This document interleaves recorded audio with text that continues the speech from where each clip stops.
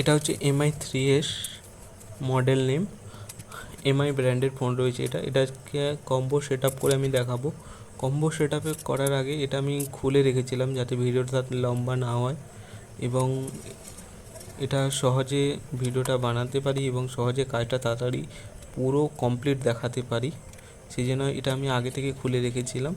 তো display fitting করার প্রথমেই এই ডিসপ্লের সাইডের প্যানেলের যে গ্লু রয়েছে ওটাকে ভালোভাবে রিমুভ করে নিতে হবে। না রিমুভ করলে কোনো কারণে যদি ডিসপ্লে ফিটিংয়ে পরে কোনো কারণে ডিসপ্লেতে হালকা চাপ পড়লে ভেতর থেকে ক্র্যাক হয়ে যেতে পারে, সেই জন্য গ্লুটা ভালোভাবে পরিষ্কার করে নেওয়া উচিত যাতে ডিসপ্লেটা ভালোভাবে বসে।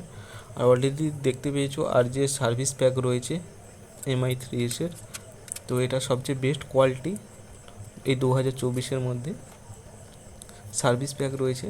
তো এটাতে যেমন ডিসপ্লে ফুল এইচডি আসবে ও টাচ ও একদমই ভালো ভালো ওয়ার্ক করবে। তো সাইড দিয়ে হালকা করে গ্লু লাগিয়ে নিতে হবে, কারণ বেশি গ্লু লাগালে পরবর্তীকালে ডিসপ্লে খুলতে অসুবিধা হবে। যদি কোনো সময় পিডি বা টাচ খারাপ হয়ে যায় তো টাচ চেঞ্জ করার জন্য ডিসপ্লে তো খুলতেই হবে। তো সেই জন্য হালকা করে গ্লু লাগাতে হবে যাতে ডিসপ্লেটা ভালোভাবে ফিটিং হয়ে যায়। তো এইভাবে আমি ডিসপ্লেটা ফিটিং করলাম আর ডিসপ্লেটা স্মুথভাবে ভালোভাবে বসে গেছে। আর ডিসপ্লে টাচটাকেও ফিক্স করে টাচের ফ্লেক্সটাও লাগিয়ে দিলাম। তো টাচের ফ্লেক্সটা একটা হোয়াইট বর্ডার থাকে, হোয়াইট বর্ডার পর্যন্ত পুরো ফ্লেক্সটা কানেক্টারের ভেতরে ঢোকাতে হয়।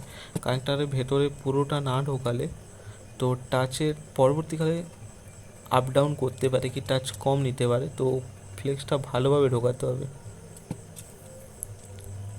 আর আর অবশ্যই যে চার্জিং ফ্লেক্স থাকে ওটা বোর্ডের তলায় থাকে, ওটাকে ভালোভাবে লাগাতে হবে।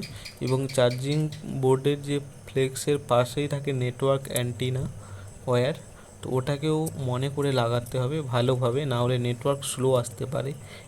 এই সমস্যাটা অনেক কাস্টমারে ফোন যখন খোলা হয়ে থাকে তো এটা ভালোভাবে না লাগানোর জন্য নেটওয়ার্ক সমস্যা হয়।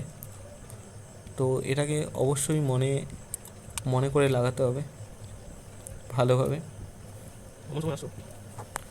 দেখতে পাচ্ছ অলরেডি ডিসপ্লে ফিটিং আমার হয়ে গেছে। তো জাস্ট একবার টাচটা ঠিকঠাক ওয়ার্ক করছে নাকি, কাজ করছে কিনা তো চেকিং করিয়ে আমি দেখিয়ে দেব।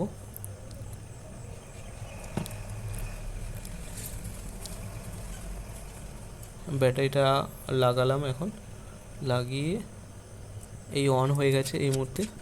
আর দেখতে পাচ্ছ ডিসপ্লে কোয়ালিটি একদমই ওয়াও কোয়ালিটি আছে। আর ডিসপ্লেটা চালু হলেই ডিসপ্লে যে পিকচার ক্লিয়ারিটি অরিজিনাল ডিসপ্লে থাকে, অরিজিনাল ফুল এইচডি একদম কোয়ালিটি থাকে। এই দেখতে পেয়েছো এটা হচ্ছে একদম ফুল এইচডি ডিসপ্লেটা শোকানোর জন্য আমি রাবার করে রেখে দিয়েছিলাম।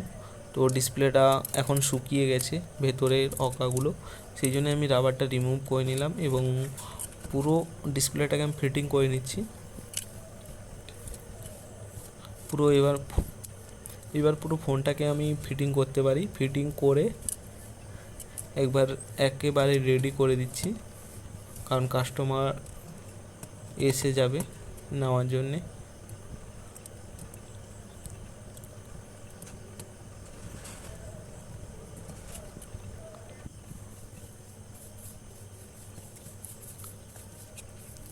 তো এইবারে কানেক্টরটা সাবধানে লাগিয়ে নিতে হবে, লাগিয়ে ভালো করে ব্যাক প্যানেলটা ফিটিং করে যাতে কোনো জায়গায় আপ ডাউন না থাকে। আস্তে আস্তে চাপ দিয়ে লাগিয়ে নিতে হবে। আর এটা হচ্ছে ডিসপ্লে टच क्वालिटी, टच एकदम मक्खन का जैसा काम कर रहा है, देख रहा है आप लोग। टच एकदम स्मूथ কাজ করছে। থ্যাঙ্কস ফর ওয়াচিং মাই ভিডিওটা দেখার জন্য সবাইকে অশেষ ধন্যবাদ। Okay done.